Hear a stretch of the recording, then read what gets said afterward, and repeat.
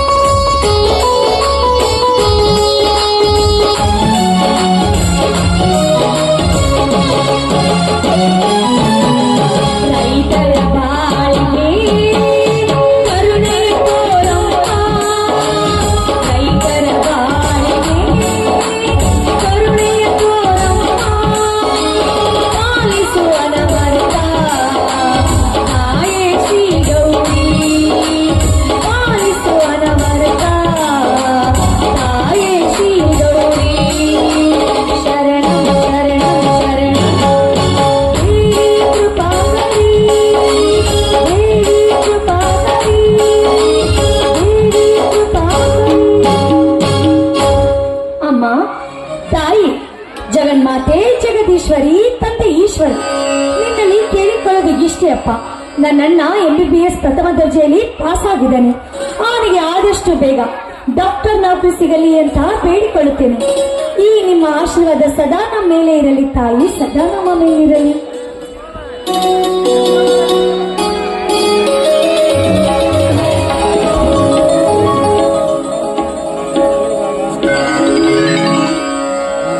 ಶೋಭಾ ಶೋಭಾ, ಏನಪ್ಪಾಜಿ ಒಳ್ಳೆ ಮಂತ್ರಿ ತರ ಹೂ ಮಾಲೆ ಇಟ್ಕೊಂಡು ಬಂದಿದ್ದೀರಲ್ಲ, ಏನು ವಿಶೇಷ?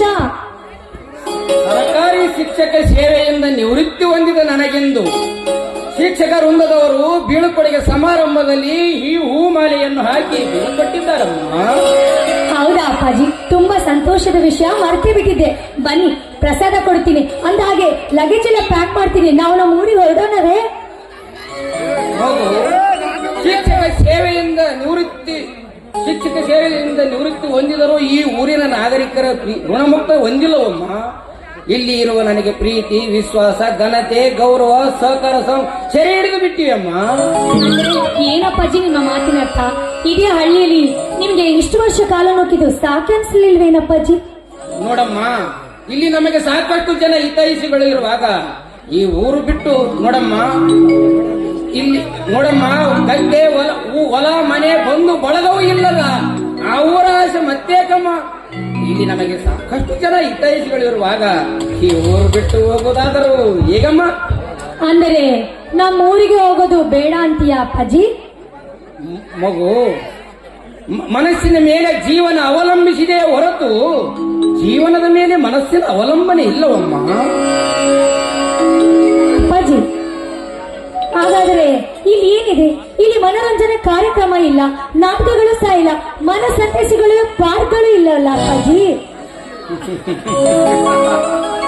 ಹುಚ್ಚಿ, ದುಡಿಯುವ ರೈತನ ದುಡಿಮೆಯೇ ನಿಜವಾದ ನಾಟಕವಮ್ಮ.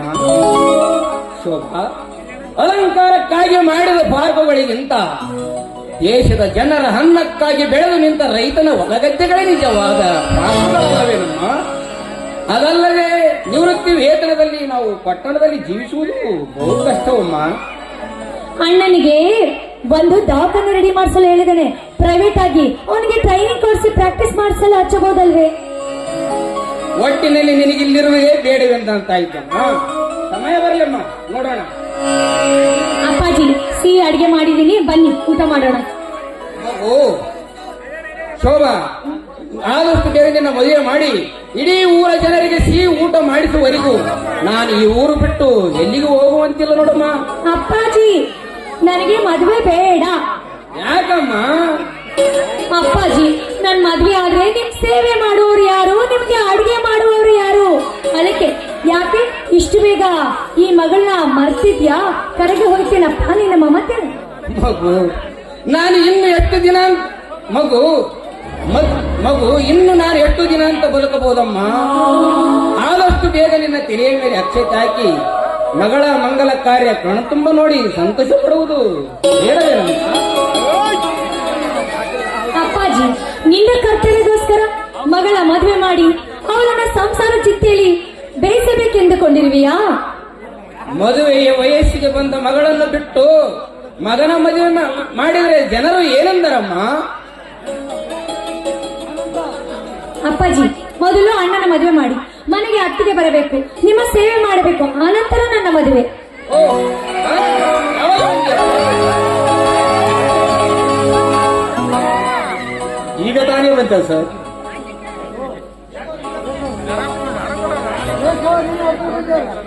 ಓಹ್, ಏಕೋ ನೀನೊಬ್ಬನೇ ಬಂದಿರುವಲ್ಲ, ಏಕೋ ವಿಜಯ್ ಬರಲಿಲ್ವಾ? ಇಲ್ಲ ಸರ್, ಅವನು ಸಂದರ್ಶನ ಮುಗಿದ ನಂತರ ಶಿಫಾರಸ್ಸಿಗಾಗಿ ಅಲ್ಲೇ ಉಳಿದುಕೊಂಡಿದ್ದಾನೆ. ಕಾರಣ ನಾನೊಬ್ಬನೇ ಬಂದ ಸರ್. ಒಂದೇ ಸಲ ಆರ್ಡರ್ ತೆಗೆದುಕೊಂಡು ಬರುವಂತೆ ಕಾಣ್ತಿದೆ ಅಪ್ಪಾಜಿ. ಆನಂದ್, ಇಂಟರ್ವ್ಯೂ ಹೇಗಾಯ್ತಪ್ಪ? ಚೆನ್ನಾಗಿ ಆಗಿದೆ ಸರ್. ಆದರೆ ಅರ್ಹತೆ ಮೇಲೆ ಆಗುವ ಕೆಲಸ ಈಗಿನ ಸರ್ಕಾರದಲ್ಲಿ ಯಾವುದೂ ಇಲ್ಲ. ಕೆಲಸಕ್ಕೆ ತಕ್ಕ ಲಂಚ ಶಿಫಾರಸ್ ಬೇಕೇ. ಆದರೂ ಈ ಅವಕಾಶವನ್ನು ಕಳೆದುಕೊಳ್ಳುವುದಿಲ್ಲವೆಂದು ಛಲ ತೊಟ್ಟಿದ್ದಾನೆ. ಒಳ್ಳೆಯದು, ಪ್ರಯತ್ನಕ್ಕೆ ತಕ್ಕ ಫಲ ಇದ್ದೇ ಇರುತ್ತದೆ. ಛಲವೆನ್ನುವುದು ಪ್ರಯತ್ನಕ್ಕೆ ಪ್ರಚೋದನೆ ಮಗು. ಅವನ ಛಲಕ್ಕೆ ತಮ್ಮ ಆಶೀರ್ವಾದದ ಬಲ ಇರುವಾಗ ಖಂಡಿತ ಅವನು ಸರ್ಕಾರಿ ಡಾಕ್ಟರ್ನಾಗುತ್ತಾನೆ ಸರ್. ಆನಂದ್, ಸ್ವಲ್ಪ ಇರಿ, ನಿಮ್ಮ ಬಾಯಲ್ಲಿ ಸಕ್ಕರೆ ಹಾಕ್ಬೇಕನ್ನಿಸ್ತಿದೆ.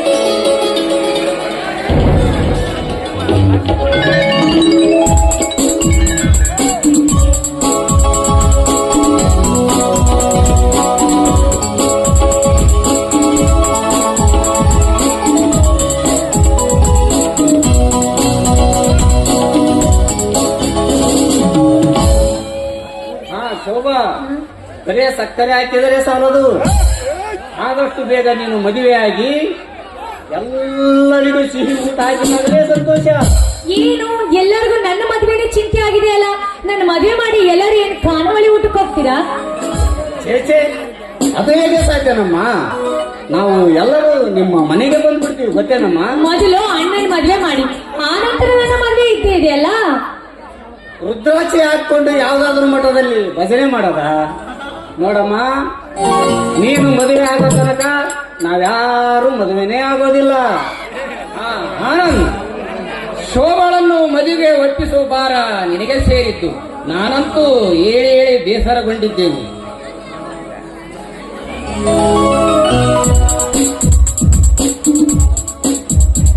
ಶೋಭಾ, ಅಪ್ಪಾಜಿಯವರು ನನಗೆ ಒಪ್ಪಿಸಿದ ಮಾತಿಗೆ ನಿನ್ನ ಒಪ್ಪಿಗೆ ತಾನೆ? ಆನಂದ್, ಏನದು? ಅದೇ ನಿನ್ನ ಮದುವೆ ವಿಷಯ. ಆಯ್ತು, ನಿಮ್ಮ ಒಪ್ಪಿಗೆ ಇದ್ದರೆ ನನ್ನಗೆ ಒಪ್ಪಿಗೆ ಇದ್ದಂತೆ. ಅದೇ ಮದುವೆ ಹಂತದಲ್ಲಿ ಮದುವೆ ಆಗೋಣ. ನಿಮಗೆ ಸಂತೋಷ ತಾನೆ? ಅಂದರೆ ನನ್ನೆಲ್ಲರ ಮದುವೆ ಒಟ್ಟಿಗೆ ನಡೆಯಲಿ ಅಂತೀಯ? ಹಾಗೆ ಆಗಲಿ. ಅಂತೂ ನೀನು ಮದುವೆ ಆಗಲು ಒಪ್ಪಿಕೊಂಡಿಯಲ್ಲ, ತುಂಬಾ ಸಂತೋಷ. ನಡೆಯಮ್ಮ, ಹೋಗೋಣ.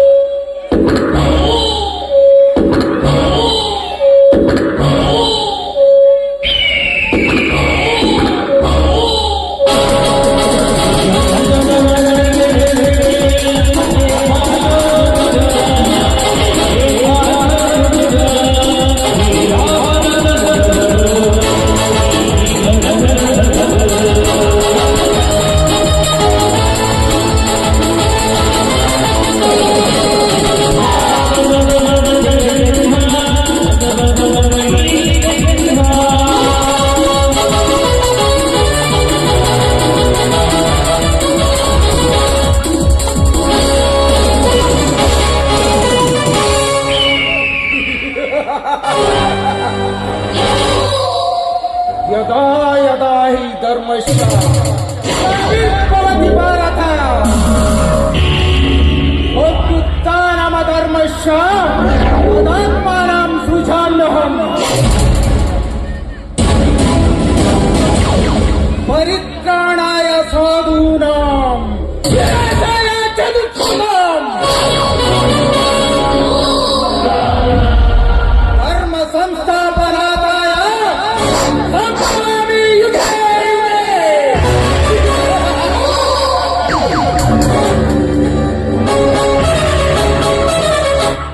ಇದರರ್ಥ ಏನ್ ಗೊತ್ತಾ? ಭೂಮಿಯ ಮೇಲೆ ನಮ್ಮಂತ ಶ್ರೀಮಂತರ ದೌರ್ಜನ್ಯ ಹೆಚ್ಚಾದಾಗ, ಅನ್ಯಾಯ ಅಧರ್ಮಗಳು ತಾಂಡವವಾಡುತ್ತಿರುವಾಗ ಆ ಭಗವಂತ ಯಾವುದಾದರೊಂದು ರೂಪದಲ್ಲಿ ಭೂಮಿಯ ಮೇಲೆ ಹುಟ್ಟಿ ಬಂದು ದೌರ್ಜನ್ಯ ಅನ್ಯಾಯ ಅಧರ್ಮಗಳನ್ನು ಮೆಚ್ಚಿ ಧರ್ಮ ಸ್ಥಾಪನೆ ಮಾಡುತ್ತಾರೆ ಎಂದರ್ಥ.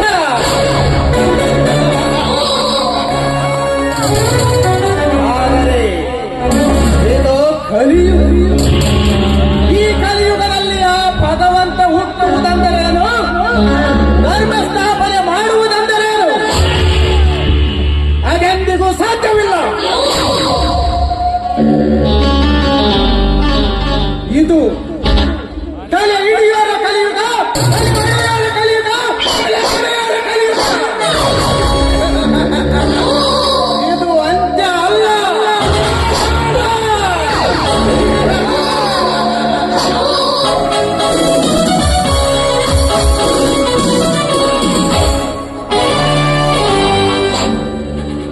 ಅಂತಿಮ ಕಾಲದಲ್ಲಿ ಅರಗಿರಿಗಳೆರಡನ್ನು ನನ್ನ ಕೈಗೊಪ್ಪಿಸಿ ಕಾಲದರ್ಶನೆ ಸೇರಿದಳು ನನ್ನ ಅಕ್ಕ.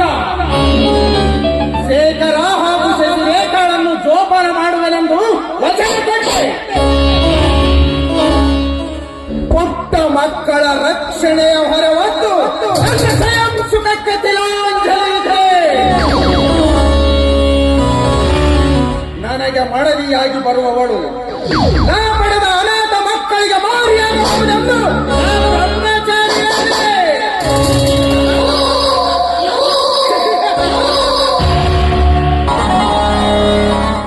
ದಾಕ್ಷಾಯಿಣಿ ದಕ್ಷ ಯಜ್ಞದಲ್ಲಿ ದಗ್ಧವಾದಾಗ ಶಿವನು ಪಾರ್ವತಿಯ ವಿರಹ ದುರಿಯನ್ನು ತಾಳದೆ ಹಿಮಗಿರಿಯಲ್ಲಿ ಉಗ್ರ ತಪ ಆಚರಿಸುತ್ತಾ ಕುಳಿತರೂ ತಪ್ಪಲಿಲ್ಲ.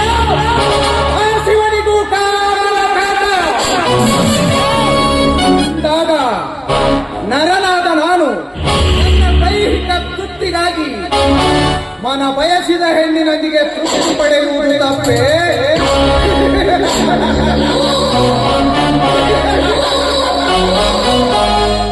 ನನ್ನಕ್ಕನ ಮಗಳಾದ ಶಶಿರೇಖ ನನ್ನ ಪಂಚರದ ರಥ. ರೇಖಾ, ಅನುರಾಗದ ಅಂಗನೆಯಾಗಿ ತುಂಬಿದ ನಿನ್ನಂಗ ಕಾಂತಿಯನು ನನ್ನ ಕಾಮತೋಳೆಯಿಂದ ಕರಗಿಸಿ ಬೆರೆಸುವೆ ಅಮೃತದ ಅನುರಾಗವನ್ನು. ಆಗ ಆಗ ಕಳೆಯುವುದು ಈ ಬ್ರಹ್ಮಚಾರಿಯ ತತ್ವದ ವಾಂಛನ.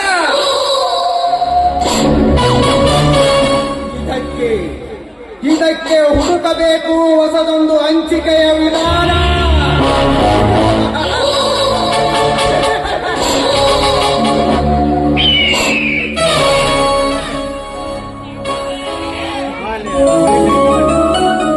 ನಮಸ್ಕಾರ ಗೌಡ್ರಿ.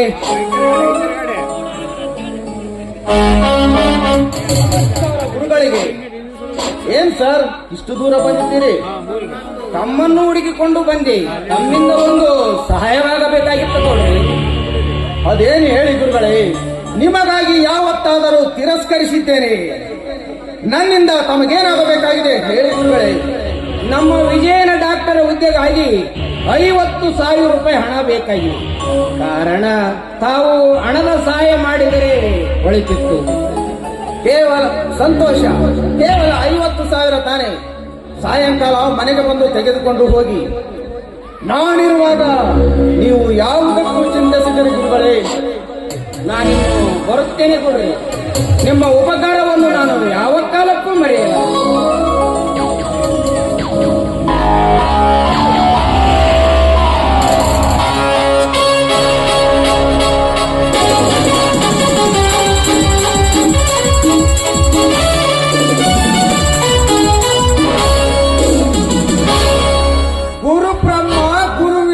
ಗುರುದೇವ ಮಹೇಶ್, ಗುರು ಸಾಕ್ಷಾತ್ ಪರಬ್ರಹ್ಮ, ತಸ್ಮೈ ಶ್ರೀ ಗುರುವೇ ನಮಃ.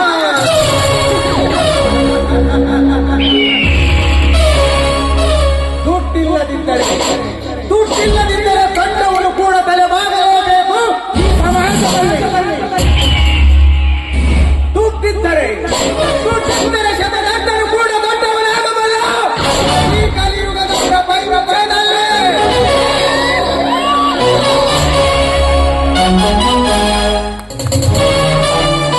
ಶಿವರಾಜಪ್ಪ, ನೀನು ನನ್ನನ್ನು ಮರೆಯಬಾರದೆಂದು ಆಸ್ತಿ ಇಲ್ಲದ ನಿನಗೆ ಹಣ ಕೊಡಲು ಒಪ್ಪಿಗೆ ಕೊಟ್ಟೆ. ನಿನ್ನ ಮಗಳ ಸೌಂದರ್ಯದ ಸೌರಭವನ್ನು ಸವಿಯಬೇಕೆಂದು ಕೊಟ್ಟೆ. ಶೋಭಾ, ಮಾದಕ ಮಾತ್ರೆಗಿಂತಲೂ ಮತ್ತೇನು ಸೇರಿದ ಒಂದು ನುಡಿಗ ಆಕರ್ಷಣೆಯ ನಿನ್ನ ಮಗನಾಚಿದಾಗ ಮಿಂಚಿನಂತೆ ಹೊಳೆಯುವ ಪಂಚಲೋಹಗಳ ಬೆಳಕು ಚೆಲ್ಲುವಂತೆ ಈ ತಲೆ ತಗ್ಗಿಸಿ ಮೆಲ್ಲ ಮೆಲ್ಲನೆ ಹೆಜ್ಜೆ ಹಾಕುವಾಗ ಗೆಜ್ಜೆಯ ನಿನಾದದ ಚಮತ್ಕಾರವ ನೋಡಬೇಕೆಂದು ಚೇತರಿಸಿಕೊಂಡೆ. ಬಂದು ನಿನ್ನನ್ನು ಚುಂಬಿಸಬೇಕೆಂದು.